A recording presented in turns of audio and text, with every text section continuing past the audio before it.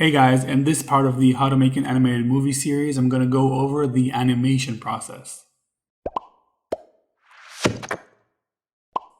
So this is kind of a big step to cover in just one video. I'm not going to go over the entire art of animation. Instead, I'm going to just show you how I approach animating a shot, where it belongs, and I'm actually going to animate a shot from beginning to end. This is the shot I'm going to animate. This is the shot of the little cube looking at the ball and like sighing, like, ah. All right, so we're going to do that. First, let's take a look at the structure again of where our animation shots are. I've gone into more depth, more details about that in my pipeline tutorial. But just to recap, in my shots folder, I have an animation and a lighting folder. In the animation folder is where I keep all the Maya files. We're working on shot 13. I have 3 versions here.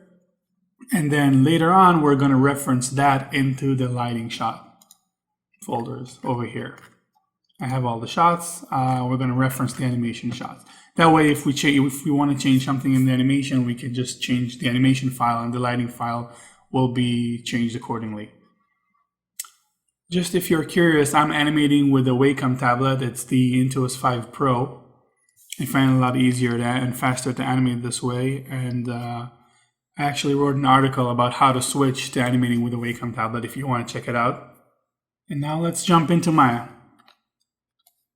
All right, so I have the shot over here all set up. I've already placed my character in the right position.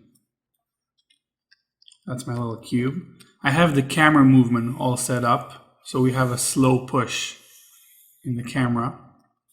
Let's look at how I set that up. I'll show the camera.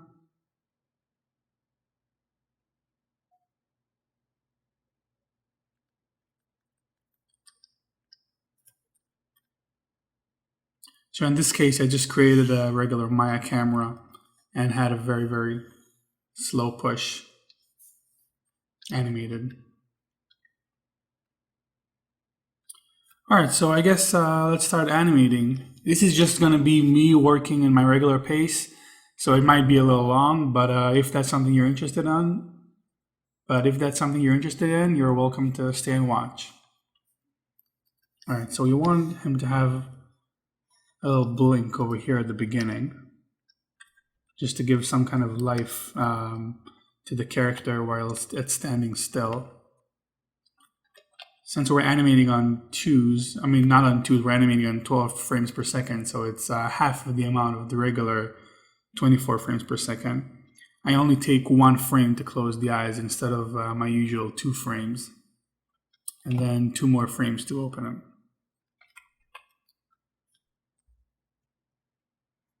All right, I'm gonna make a little in-between frame here.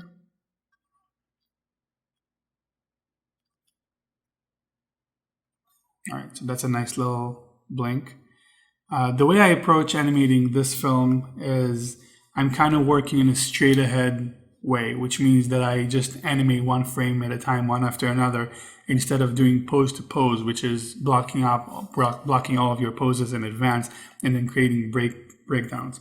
The reason I do that is because I wanted this film to have kind of a 2D animation feel to it. That's why I'm animating on 12 frames per second instead of 24.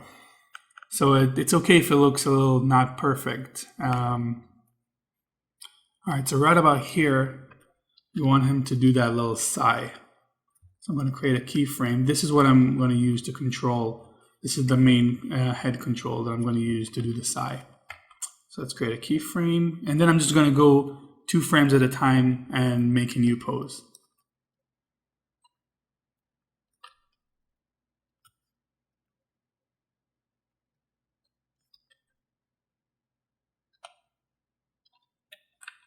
I use the arrow keys to navigate between keyframes. It's really important to do that. So it's kind of like flipping the pages when you're animating on paper.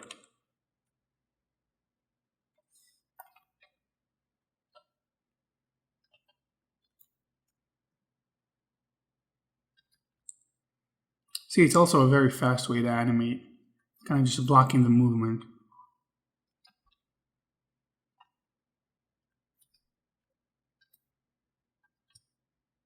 See, I do it really quickly just to get the movement in there, and then I can go and refine each keyframe later once I get the general motion in place.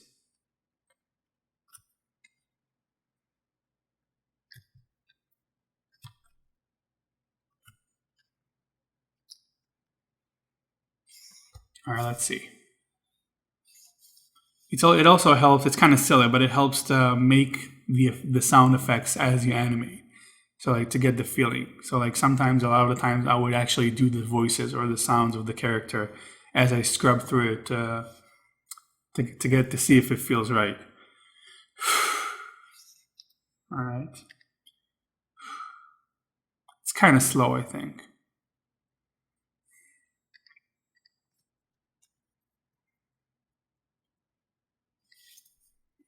And the eyes also, I want the eyes to look down after he does it, like he's a little sad. And we want to blink too, because there's a big movement here.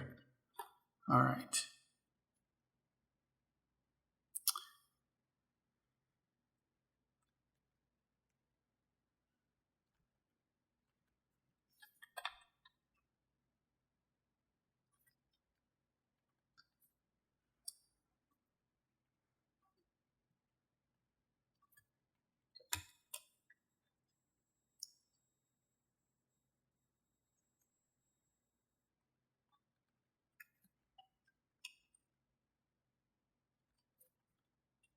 All right, let's see how I want to move the eyes.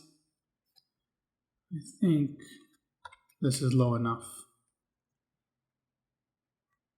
Yeah, it seems like he's sad. Let's see. Maybe even move them to the right or to the left a little bit.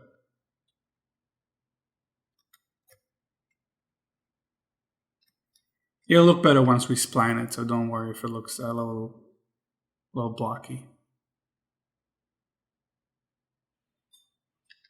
All right, now let's spline the head. Right now I was working on blocked mode, so there was no interpolation between keyframes. Let's just select it and spline it. We can even go over the curve and just clean it up. Like we don't need these keyframes.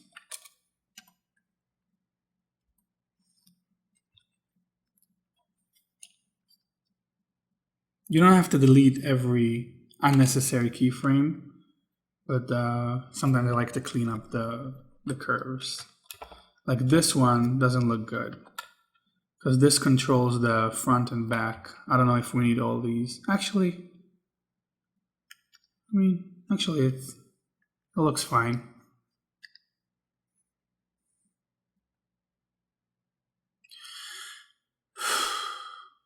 Maybe still a little slow. Let's spline the eyes so the movement will look a little smoother.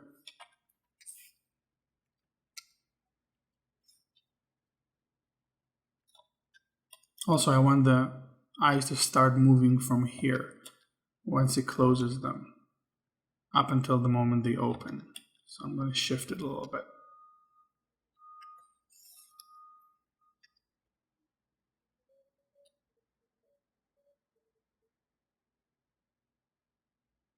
All right, it seems like the motion is a little too grandiose, I feel. Like he's overacting a little bit. Let's play blast it, see what it looks like.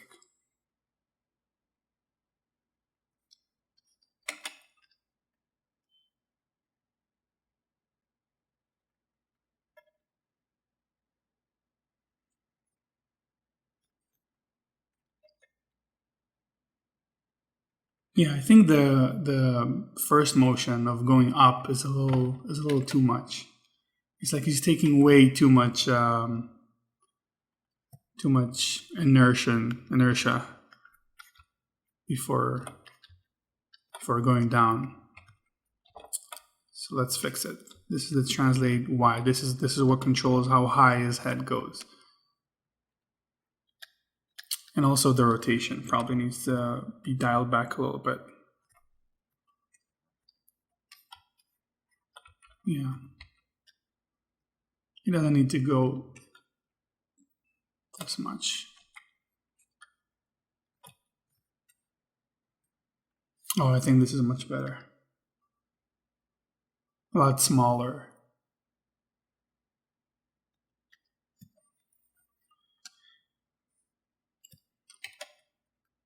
All right, play blast again. I like to play blast a lot. Some people don't, but it helps me see it in real time. Yeah, I think it feels pretty good. It looks sad.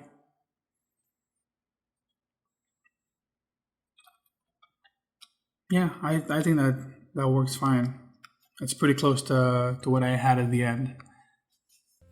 Alright guys, if you want to see a little bit more about animation, you can check out our video, The 6 Steps of Animation, where I go a little deeper on how to approach animation, and visit our website, bloopanimation.com.